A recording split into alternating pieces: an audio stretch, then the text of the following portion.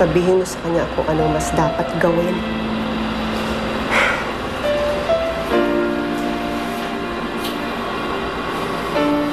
Prince, Ninang, pwede po bang iwan niyo muna kami ni Inay?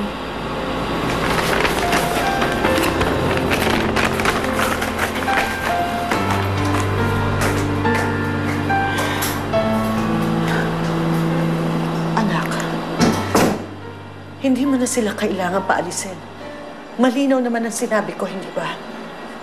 Hindi ka na maaaring kunin ni Roxanne. Malinaw yon. Nay, hindi ko rin naman gusto mangyari yun eh. Pero intindihin niyo yung sitwasyon natin. Tayo ang dehado, Nay. Grabe na ho ang galit sa inyo ni Ma'am Roxanne. Marami na ho siyang pwedeng gawin. Tapos mas nagagalit pa siya ngayon dahil sa ginawa niyo. Dahil pinagtangkaan niyo yung buhay niya. Nay, bakit niyo naman ho ginawa yun sa kanya? Hindi ko alam. Nagdilim ng paningin ko. Hindi ko na alam ang gagawin ko. Hindi na ako nag-iisip. Pero Nay, lalong lumala yung sitwasyon. Paano kung napatay na si Ma'am Roxanne? Alam ko. I'm sorry, anak.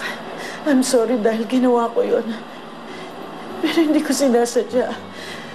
Hindi lang ako nag-iisip. Pasensya ka na sa akin. Nay, hindi niyo kailangan humingi ng tawad sa akin. Masaya po ako na kahit sandali nakasama ko kayo. At kahit ho inutos ho sa akin, Ma'am Roxanne, itakwil kayo, alam ko sa puso't isipan ko na kayo ang nanay ko.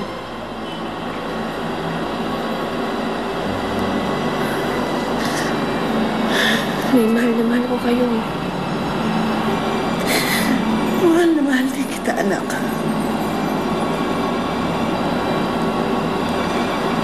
At lahat ng hirap, titiisin ko. Mabigyan ka lang na magat ng buhay. Pero anak, hindi ko kayang tanggapin. Nakunin ka ng iba. Hindi ka na maaaring ibigay sa kanya. Masakit yun para sa akin, anak.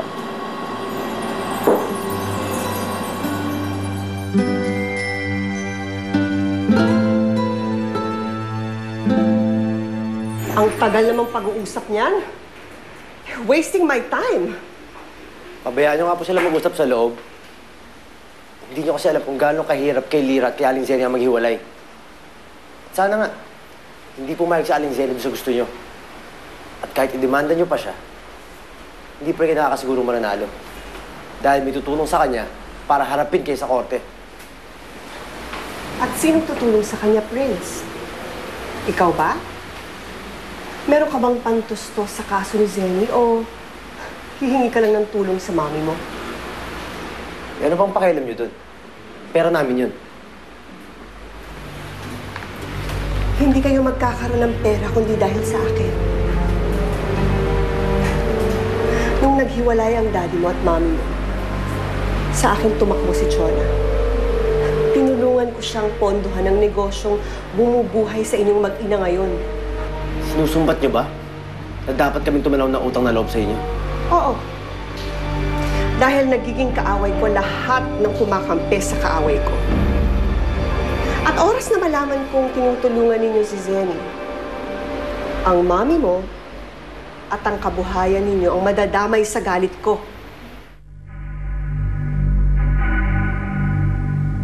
Pag nalaman ko na pinabayaan mo ang anak ko, nilait mo siya at sinaktan mo siya, hindi ako magdadalawang isip na patayin ka. Alam ko nang ampun ako! Ampun ako! Pero si Aling Zenny siya ba yung nanay ko? Sumagot kayo! Sabihin niyo na si Aling Zenny ba yung nanay ko? Totoo. Si Zenny ang tunay mong ina. Bakit ang pakiramdam ko parang hindi trabaho lang ang gusto mo? Si Leo lang naman ang gagamitin kong alas para mabawi ko ulit si Lyra. May kapalit yung katanghang pagbalik mo dito. Alam mong ayaw ko sa'yo, di ba? Pero sa mga nalaman ko, mas galit na ako sa'yo ngayon. Ano yung mga nalaman mong yan, Vanessa?